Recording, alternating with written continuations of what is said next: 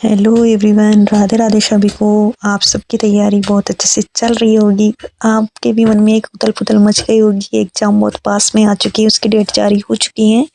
तो आप बिल्कुल नर्वस मत होइए और जो भी आपका कंटेंट है, जैसे भी आप पढ़ रहे हो, उसी के अकॉर्डिंग चलना है, पढ़ना है। और देखो, अब जो ये 15 दिन है, उसको जो भी आप पढ़ रहे हो उसको बहुत अच्छे से कीजिए। बहुत अच्छा उसमें टाइम देना है, हर एक टॉपिक को बहुत अच्छे से कवर करना है।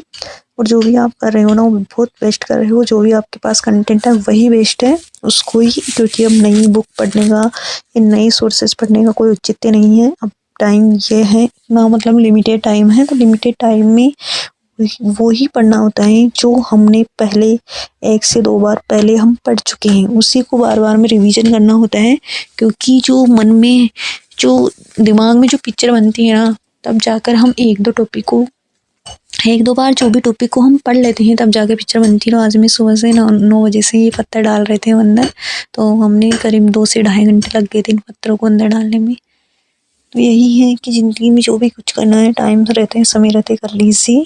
वो जो भी आपको पढ़ना है ना, उसमें अपना पूरा ध्यान लगाइए, पूरा मन से पढ़िए और अपना 100% एफर्ट डालिए। और बिल्कुल भी टेंशन मत लाइए। होती है खैर, टेंशन तो होती है कि एकदम पास में आ चुकी है, अब क्या पढ़े क्या छोड़े। तो देखिए, बिल्कुल भी अब आपको ना इससे मतलब फोकस ऐसे जोर नहीं डालना खुद के ऊपर कि मेरे को याद नहीं हो रहा, सब माइंड ब्लैंक हो रहा है, ऐसा कुछ नहीं होता। बस जो भी आपके पास कंटेंट है, उनको बस अपनी, जो भी आपने हाईलाइट किया है, हाइलाइटर किया है, या फिर आपने नोट्स बनाए हैं, नहीं भी बनाए हैं, अगर आप बुक से पढ़ रहे हो, तो उन्हीं को बस पेन चलाते हुए, पेन हाथ में होना चाहिए, और पेन को लेकर आप सरसरी नज़र से देखते हुए और बहुत अच्छे से कवर कीजिए हर टॉपिक को। क्योंकि ये लास्ट 15 दिन में अगर आप सिलेबस को एक भी बार अगर अच्छे से पढ़ रहे होते ना, और अगर आपने 2 या 3 बार पहले पढ़ लिया ना, 2 बार भी पहले पढ़ा है, तो सिलेबस जो हमारा आंखों से निकल जाता है, तो हमें वो एग्ज़ाम में, वो अगर उससे रिलेटेड कोई क्वेश्चन आया ना, तो ज़रूर हम एग्ज़ाम में वो कवर करते हैं, बहुत अच्छा करते हैं। तो यही है। और मन में टेंशन लाने से कोई परीक्षा का हल नहीं निकलता। तो यह है। और आपको जितना भी प्रयास करना है, समय रहते कर लीजिए, वो बहुत बेस्ट करना है। और भटकना नहीं है, सोशल मीडिया की अफवाहों से दूर रहना है कि एग्ज़ाम पोस्टपोन हो जाएगी, ऐसा वैसा, विशेष शिक्षा के पद नहीं है तो एग्ज़ाम रुक जाएगी। इनसे बिल्कुल, इन बातों से दूर रहना है, सोशल मीडिया से दूर रहना है। अपना जो भी कंटेंट है उस पर बार बार रिवीजन कीजिए, जितना रिवीजन करोगे उतना बेस्ट रहेगा।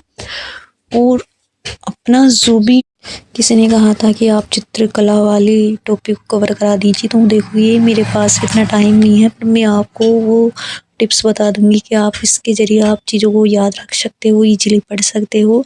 तो जो भी आप, चित्रकला वाला जो टॉपिक है, वो होने को बहुत इंटरेस्टिंग वाला टॉपिक है, बहुत अच्छा वाला टॉपिक है। पर उसमें जो है ना, उसमें स्टूडेंट क्या करते हैं, पढ़ते टाइम इतनी कलाकार, इनके नाम, और बहुत ज़्यादा मतलब रिवीजन करते करते भी क्वेश्चन गलत हो जाता है। तो आप देखिए, जो भी जितना भी पढ़ना है ना, उसको एक बार अच्छे से पढ़िए, और एग्ज़ाम से पहले उसको 2 से 3 बार ऐसे रीडिंग कर लीजिए, तो आपका क्वेश्चन ज़रूर राइट होगा। जैसे किस प्रकार, जैसे चित्रकला है, तो चित्रकला में कितनी कितनी स्कूल्स हैं? 4 हैं। एक तो कौन सी, एक तो मेवाड़ है, एक मारवाड़ है, एक ढूंढाड़ है, और एक हाड़ौती है। जो मेवाड़ में है, मेवाड़ में ही चावंड है, देवगढ़ है, शाहपुरा, सावर, ये मेवाड़ से संबंधित है। जो मारवाड़ में है, मारवाड़ में कौन कौन सी उपशैलियाँ हैं? मारवाड़ में किशनगढ़ हो गई, नागौर, जैसलमेर, सिरोही, घाणेराव, रिया, जूनिया, ये सब मारवाड़ में आती हैं। और जो हाड़ौती में आती है, कोटा, बूंदी, झालावाड़, दुगारी भी हाड़ौती में आती हैं। और जो ढूंढाड़ में आती हैं, ढूंढाड़ में कौन कौन सी आती है? उनियारा, ढूंढाड़ में आती है उनियारा, मोजमाबाद, भावपुरा, आमेर, ये शैलियाँ ढूंढाड़ में आते हैं। तो इनकी क्या है, ये उपशैलियाँ हो गई। 4 स्कूल से मेन, और ये इनके क्या है, उपशैलियाँ हैं। अब देखो, आप जो हाड़ौती में है ना, हाड़ौती में बूंदी शैली है ना, बूंदी शैली में सर्वाधिक पक्षियों के चित्र ज़्यादा देखने को मिलते हैं, वो पक्षियों के लिए फेमस है। उसमें एक मात्र शैली जिसमें नाचता हुआ मोर के लिए प्रसिद्ध है, वो बूंदी शैली। और बूंदी शैली में जो रंग महल का जो चित्र मिलता है, वो उम्मेद सिंह के काल में, जो प्रकार से क्या है, कुछ चीज़ें बहुत ज़्यादा मतलब उनको बार बार पढ़ना पड़ता है, तब जाके होती है। और जो कोटा शैली है, कोटा शैली में नारियाँ राजा रानियों को शिकार करते हुए दिखाया गया है। कोटा के जो स्वर्ण काल रहा है कोटा का, वो उम्मेद सिंह के काल में रहा है। जो कोटा में है, कोटा के जैसे नूर मोहम्मद, डालू राम, ये इम्पोर्टेंट क्या है, इनके कलाकार हैं। और दुगारी भी जो हाड़ौती कला का पार्ट है। और मेवाड़ में जो है श्रावक प्रतिक्रमण, जो सूत्रचूड़ी जो चित्रित ग्रंथ है, वो कमल चंद्र ने बनाया था। शासक कौन? तेज सिंह के समय में बनाया था। और जो मेवाड़ में है वो साहिबदीन, निशारुद्दीन, ये मेवाड़ से संबंधित हैं। जो मेवाड़ में जो है आसफ खारो बेटो, फारूक फाल का चित्र, ये मेवाड़ की शैली से रिलेटेड है।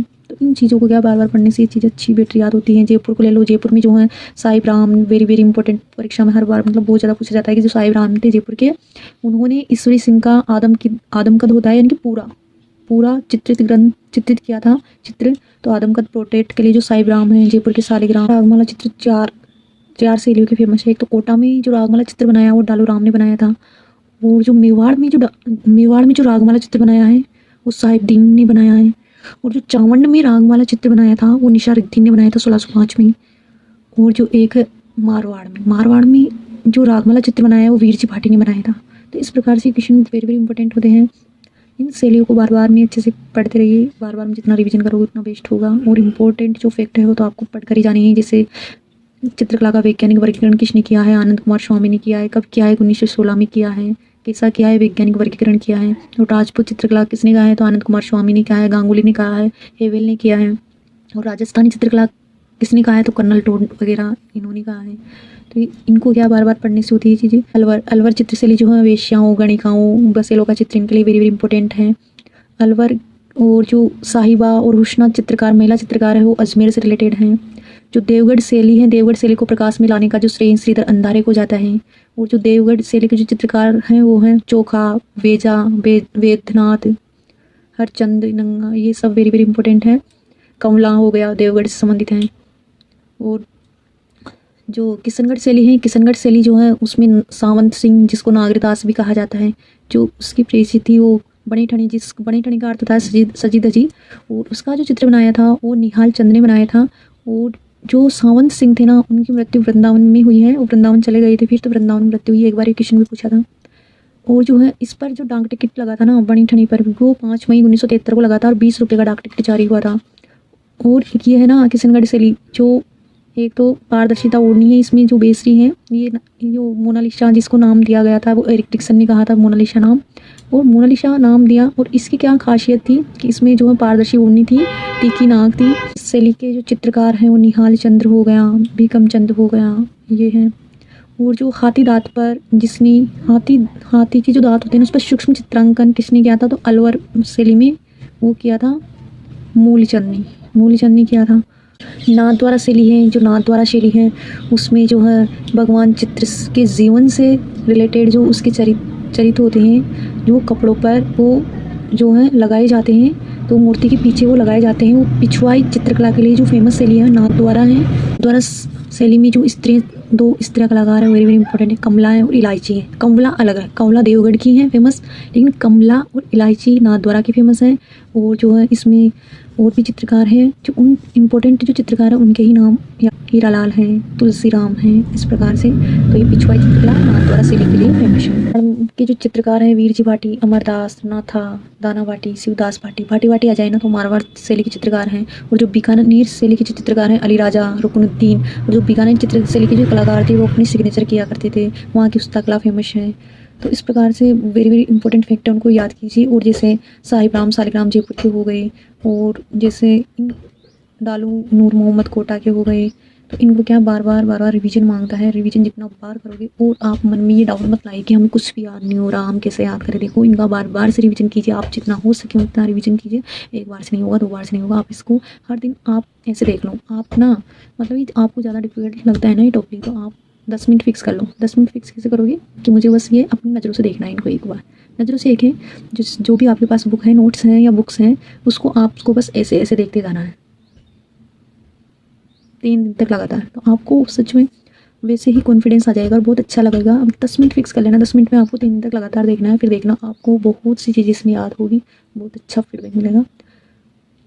तो हर जो डिफ़िकल्ट टॉपिक होता है उसको इंटरेस्ट के साथ पढ़ना है और हर दिन आपको बहुत बेहतरीन करना है। जो भी आपका वीक पॉइंट है उसको आपको अभी बहुत ज़्यादा कवर करना है। और जो एग्ज़ाम है वो बहुत पास में आ चुकी है, एग्ज़ाम की डेट जारी हो गई है। लेवल 1 है, 17 जनवरी को है। और जो हिंदी वाले हैं उनकी मेरा हिंदी सब्जेक्ट है तो मेरा 19 जनवरी को सेकेंड शिफ्ट में है। तो ये है, ज़्यादा दिन शेष नहीं बचे हैं पढ़ने के सिर्फ 15 दिन हैं ओनली। तो 15 दिन है ना, तो 15 दिन में आप ऐसे इस 15 दिन में एक बार सिलेबस पूरा अच्छे से हो जाना चाहिए। और कोशिश तो ये रहे कि ना, मतलब 10 दिन में एक बार पूरा सिलेबस कवर कर लो। फिर जो 5 दिन शेष बचेंगे उसमें सिलेबस को अच्छे प्रकार से नज़रों से यूँ निकाल दीजिए, बस नज़रों से निकालना है एक बार सिलेबस। तो ये 15 दिन में 2 बार हो जाएगा तो आपको मतलब बहुत ज़्यादा कॉन्फिडेंस होगा और बहुत अच्छा पेपर निकलेगा। Thank you so much. आज के लोग में बढ़ते रहिए आगे अपने जीवन को साकार करते रहिए, अपने गोल अपने लक्ष्य पर। Thank you so much.